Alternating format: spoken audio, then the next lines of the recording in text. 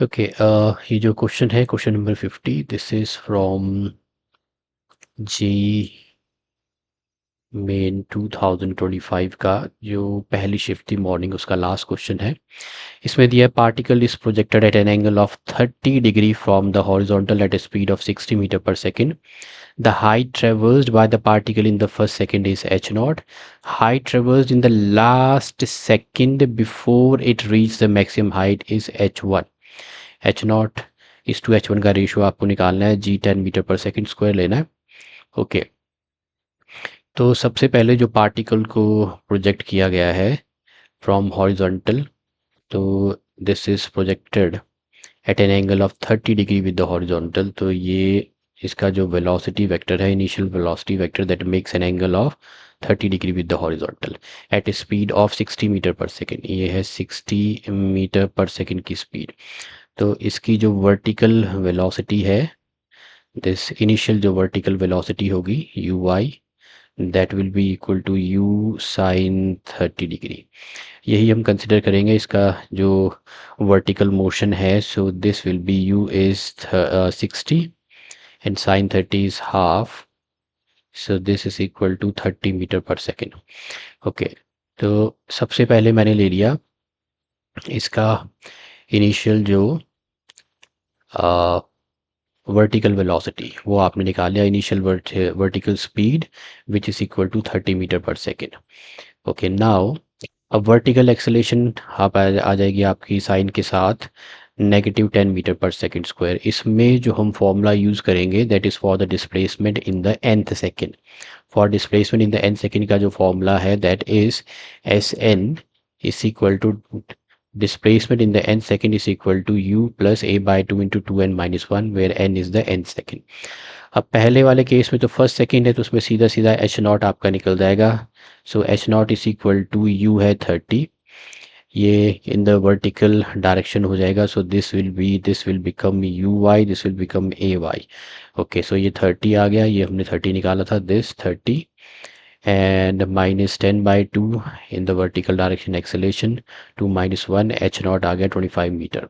Now हमें यहाँ पे क्वेश्चन में दिया है बिफोर अब the last second before it reach the maximum height. तो मैक्सिमम हाइट हम देख लेते हैं कितने सेकेंड में कब पहुँचेगी ये particle.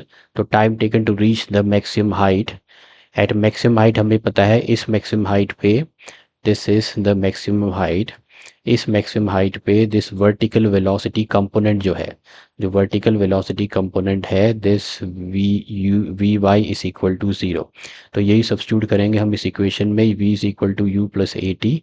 So this is v y u y plus a y और t हो जाएगा मैक्सिमम हाइट पे टाइम, तो इसे मैंने t मैक्स लिख लिया। ये तो 0 है, यू वाई इनिशियल जो वर्टिकल स्पीड है वो 30 है, ए वाई -10 है। सो दिस मैक्सिमम हाइट पे पहुंचने के लिए टाइम लगेगा 3 सेकेंड। अब यहाँ पे जो इस क्वेश्चन का जो क्रिटिकल पॉइंट है वो यहाँ पे है कि height traversed in the last second before it reach the maximum height. तो मैक्सिमम हाइट पे पहुंचता है ये 3 सेकेंड में। तो मैक्सिमम हाइट पे अगर ये 3 सेकेंड में पहुंचता है, peak is hit exactly at 3 time is equal to 3 second. तो देखो जो पहला सेकेंड होता है वो होता है t इज इक्वल टू 0 से 1 सेकेंड के बीच। सेकेंड सेकेंड आपका है 1 से लेके 2 सेकेंड, और थर्ड सेकेंड जो है t इज इक्वल टू 3।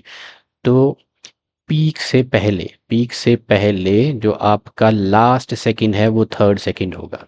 अगर आप 2 डालोगे तो पीक से, अगर आप n इज इक्वल टू 2 कर दोगे तो पीक से पहले वो आपका सेकेंड सेकेंड हो जाएगा।